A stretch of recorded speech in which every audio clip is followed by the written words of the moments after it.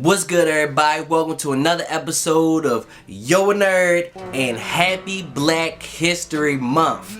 You already know this whole month we doing nothing but black artists, black characters, black authors, all black everything this whole month, okay? Now this one I'm actually really excited to do, so I'm ready to get y'all hip to Monica Rambeau. If you're watching WandaVision, okay, you're probably wondering, who is Monica Rambeau? If you remember from Captain Marvel, Maria Rambeau, this is her daughter, Monica Rambeau, okay? I'm gonna get y'all hip to who she is in the comic books because it may lead to future in WandaVision. What you may not have known is that Monica Rambeau actually is the very first female Captain Marvel. The black woman was the very first female Captain Marvel. Not Captain Marvel from Endgame. No, she was not the first female Captain Marvel. The first female Captain Marvel was Monica Rambeau, okay? Yes, the very first female Captain Marvel was indeed a black woman. She made her very first appearance in a SpiderMan comic. Yes, a SpiderMan comic, not no Avengers, nothing like that. She made her first appearance in a SpiderMan comic in 1982.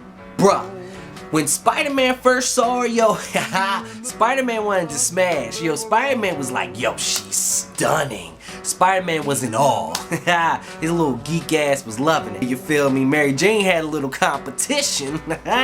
He wanted a little Mary J. Blige.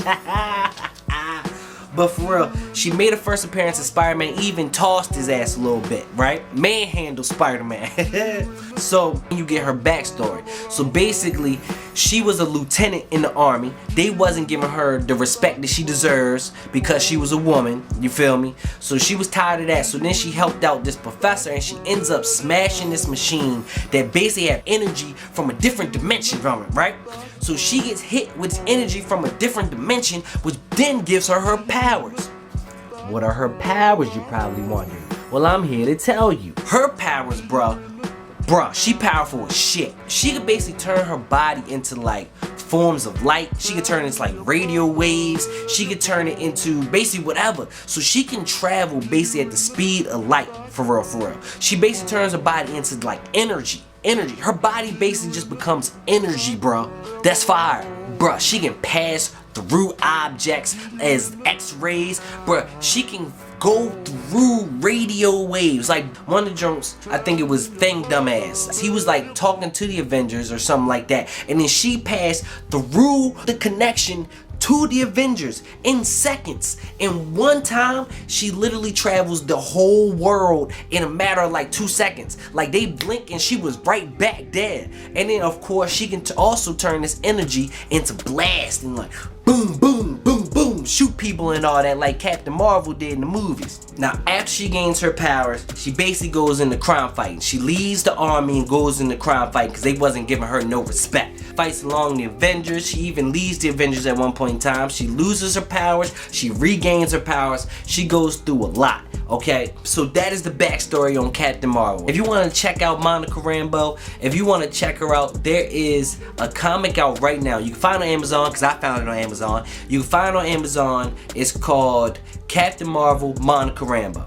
That's it. Captain Marvel, Monica Rambeau. So Monica Rambeau is played by Teyonah Parris on WandaVision, which is actually a pretty dope show. I had to get past the whole sitcom part of it, but once you get past the sitcom part of it, it's a really dope show, okay? So check out WandaVision. So my prediction for Monica Rambeau on WandaVision, I think that somehow in this show they're playing with like powers from other dimensions right now. So I think that will lead into her getting her powers. Because in the comic book, she ends up smashing the machine that ends up blasting back and giving her powers. So I feel like in this series, somewhere that she'll probably smash a machine or something like in the comic books, I'm hoping, and that she'll get her power. Or, you know, something will go wrong and a blast will come out and she'll get her powers.